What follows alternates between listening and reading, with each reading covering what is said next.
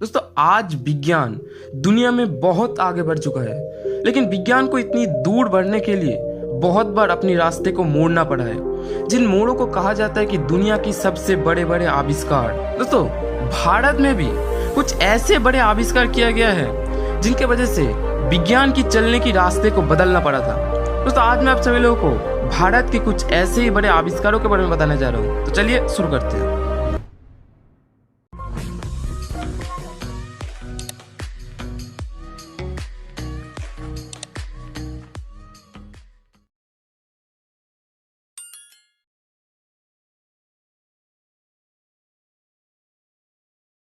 प्राचीन भारतीय को धातु विज्ञान में अग्रणी के रूप से जाना जाता था। लगभग 2000 से भी अधिक सालों से भारत अच्छे गुणमानों का धातु उत्पन्न करते हुए आ रहा है।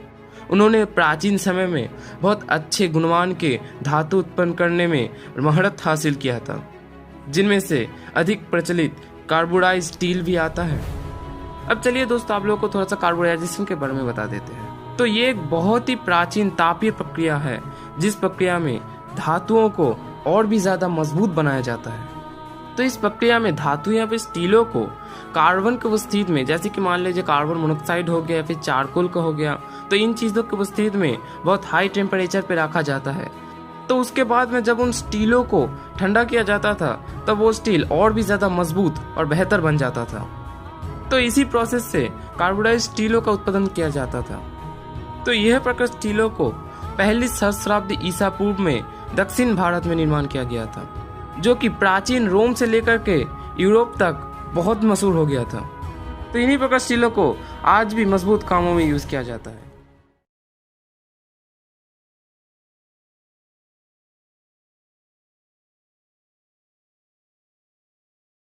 तो दोस्तों आज जो चांद आप आसमान पे देखते हैं, वो चांद आपको भले ही सूखा लगे, लेकिन उस चांद में पानी मौजूद है। जी हाँ, इसी पानी का पहला खोज भारत द्वारा ही किया गया था। तो 2009 में सबसे पहली बार इसरो द्वारा चंद्रयान 1 के मदद से इस खोज को किया गया था। तो चंद्रयान 1 में एक ऐसा खास सिस्टम मौजूद था जो कि नासा ने प्रोवाइड किया था, जिसका नाम था मून मिनरोलॉजी मैपर। तो इस खास सिस्टम की मदद से ही चांद के सरफेस पर सबसे पहली बार पानी का होने का एहसास मिला। तो चंद्र पृष्ठ के ऊपर मौजूद पानी के ऊपर सूर्य किरण का रिफ्लेक्शन को डिटेक्ट करके सबसे पहली बार खोज किया गया था कि चंद्र पृष्ठ पर पानी मौजूद है। भले ही इस प्रोजेक्ट में तो नासा का हाथ था, लेकिन सबसे पहली बार चंद्र पृष्ठ के ऊपर पानी का होने का सबूत चंद्रयान 1 के बदौलत इसरो द्वारा ही किया गया था।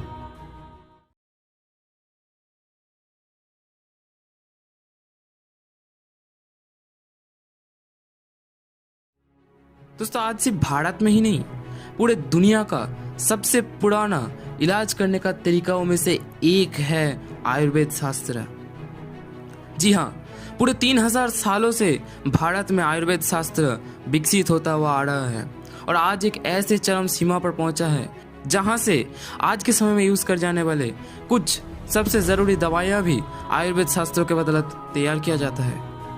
तो दोस्तों आयुर्वेद शास्त्र में चर्चा किया जाता है हर्बल मेडिसिन्स का, स्पेशल डाइट्स का, मेडिटेशन का, योगा का, मसाज का और जोलाब और एनीमिया जैसे बहुत सारे इलाज करने का तरीकाओं के ऊपर।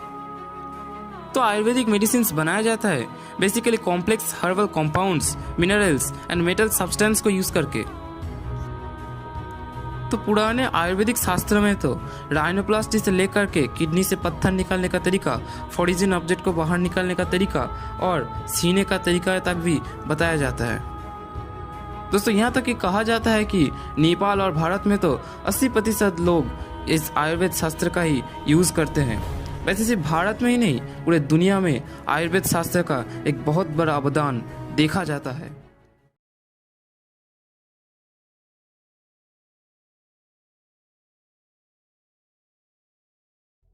दोस्तों वायरलेस कम्युनिकेशन के बारे में कौन नहीं जानता है, जो कि रेडियो सिग्नल्स द्वारा किया जाता है। आज के हर एक मॉडर्न गैजेट में, जैसे कि टेलीफोन हो गया, रेडियो हो गया, हर एक में यूज किया जाता है। लेकिन क्या आपको पता है यही कम्युनिकेशन सिस्टम को पहली बार भारत में ही निर्माण किया गया था। लेकिन आप अगर गूगल सर्च करेंगे तो आपको दिखेगा सर गूगल में मर्कानी द्वारा पहली बार रेडियो कम्युनिकेशन सिस्टम का निर्माण किया गया था, जिसके वजह से उनको नोबेल प्राइज भी मिला था। लेकिन मैं आपको बता दूं, इस कम्युनिकेशन सिस्टम का निर्माण इसके 2 साल पहले ही भारत में निर्माण किया गया था। जी हाँ, साल 1895 में पहली बार सर जगदीश चंद्र बोस द्वारा कोलकाता के टाउन हॉल में रेडियो कम्युनिकेशन सिस्टम का निर्माण किया गया था। तो बोस ने तब के समय में एक ऐसी रिसर्च के ऊपर काम कर रहा था जिस रिसर्च में उन्होंने एक इलेक्ट्रोमैग्नेटिक वेव को 75 फीट तक एक वॉल के थ्रू पास कराया था, जिसकी मदद से उन्होंने एक बेल को बजाया था और बारूद में विस्फोट भी कराया था एज एक्सपेरिमेंट के तौर पर। और उन्होंने एक बहुत ही फेमस मर्क्यूरी कोहेयर नाम का एक रेडियो सिग्नल रिसीवर भी बनाया था। तो ये सब के 2 साल बाद में सर मार्कोनी द्वारा 2-वे रेडियो कम्युनिकेटिंग सिस्टम बनाया गया, जो कि 2000 माइल तक कम्युनिकेट करने की सक्षम था, जिसके वजह से उनको नोबेल प्राइज मिला। लेकिन सबसे पहली रेडियो कम्युनिकेशन सिस्टम का निर्माण भारत में ही सर जगदीश चंद्र बोस द्वारा किया गया था। इसीलिए सर जगदीश चंद्र बोस को ही वायरलेस टेलीकम्युनिकेशन का फादर भी कहा जाता है।